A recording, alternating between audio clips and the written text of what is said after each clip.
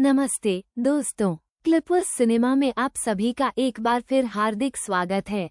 कुछ कहानियां ऐसी होती हैं जो सिर्फ फिल्में नहीं होती, बल्कि हमारी यादों, हमारी भावनाओं और हमारी पहचान का हिस्सा बन जाती हैं। ऐसी ही एक कहानी है जेपी दत्ता की कालजयी कृति बॉर्डर। 1997 में जब ये फिल्म सिनेमाघरों में आई थी, तो इसने सिर्फ रिकॉर्ड नहीं तोड़े थे, बल्कि हर भारतीय के दिल में देशभक्ति की एक ऐसी अलग जगह दी थी, जिसकी गूंज आज भी सुनाई देती है। सनी देओल का वो धांसू अंदाज, हिंदुस्तान जिंदाबाद का वो जोशीला नारा और लांगेवाला की वो अविस्मरणीय जंग। सोचिए, अगर इस महान गाथा का अगला अध्याय लिखने की तैयारी हो रही हो तो? हाँ, बिल्कुल सही सुना आपने।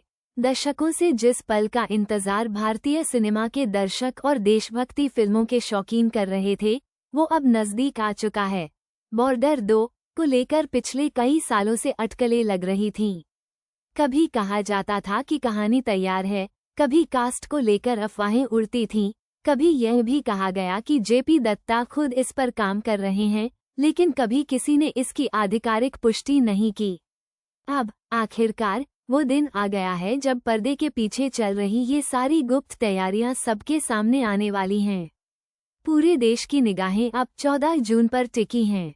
जी हाँ, 14 जून को बॉर्डर 2 की आधिकारिक घोषणा होने जा रही है, और इस घोषणा के साथ ही सबसे बड़ा खुलासा होगा इसकी स्टारकास्ट का।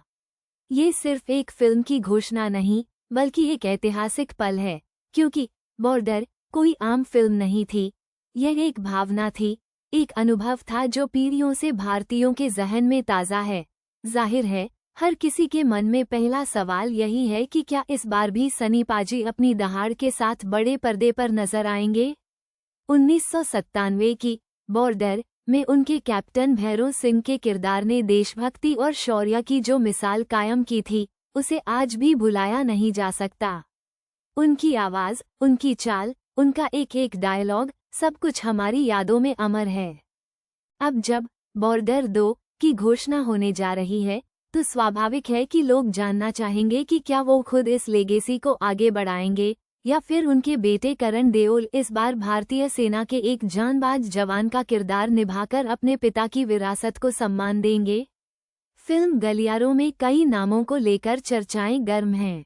अफवाहों का बाजार गर्म है कि इस बार हमें एक नए चेहरे के रूप में आयुष्मान खुराना भी देखने को मिल सकते हैं, जो शायद सनी देओल के किरदार के बेटे की भूमिका में नजर आएं या एक बिल्कुल नए मगर बेहद अहम किरदार में दिखें। ये देखना दिलचस्प होगा कि मेकर्स किस तरह इस ऐतिहासिक गाथा को एक नई पीढ़ी के कंधों पर डालते हैं, साथ ही पुरानी चमक को भी बरकरार रखते हैं ताकि दर्शकों को वही दिल को छू लेने वाला अनुभव मिले। जेपी दत्ता ने 1971 के भारत-पाकिस्तान युद्ध की पृष्ठभूमि पर आधारित बॉर्डर के माध्यम से जिस यथार्थवाद और भावनात्मक गहराई को पर्दे पर उतारा था, उसे दोहराना किसी भी निर्माता और निर्देशक के लिए एक बड़ी चुनौती होगी। उम्मीद की जा रही है कि बॉर्डर 2 भी उसी देशभक्ति के जज्बे, सैनिकों के त्याग और बलिदान की कहानी को उतने ही सशक्त ढंग से बयां करेगी। सवाल ये भी है कि क्या जेपी दत्ता खुद इस सीक्वल का निर्देशन करेंगे, या कोई नया नाम इस विरासत को आगे बढ़ाएगा जो इस कहानी के साथ न्याय कर सके? ये सभी सवालों के जवाब हमें 14 जून को मिलने वाले हैं। उस दिन सिर्फ कास्ट और क्रू की घोषणा नहीं होगी, बल्कि एक नए युद्ध की गाथा की पहली झलक भी मिल सकती है। 14 जून का दिन भारतीय सिनेमा के इतिहास में एक नया अध्याय लिखने जा रहा है। ये सिर्फ एक फिल्म की घोषणा नहीं, बल्कि उम्मीदों का, भावनाओं का और एक नए युग की शुरुआत का ऐलान होगा। सोचिए, एक ऐसी कहानी जो हमें हमारे सैनिकों के अदम्य साहस और समर्पण की याद दिलाती है, एक बार फिर बड़े पर्दे पर जीवंत होने जा रही है। यह मौका होगा फिर से उस देशभक्ति के रंग में रंगने का, उन कहानियों को सुनने का जो हमें गर्व महसूस कराती हैं और हमें अपनी मिट्टी से जोड़ती हैं। तो अपनी डायरियों में ये तारीख नोट कर लीजिए, 14 जून। क्लिपवर्स सिनेमा पर हम आपको बॉर्डर 2 से जुड़ी हर छोटी बड़ी अपडेट सबसे पहले देंगे।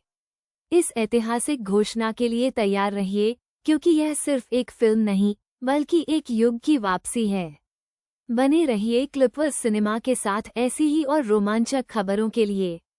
धन्यवाद।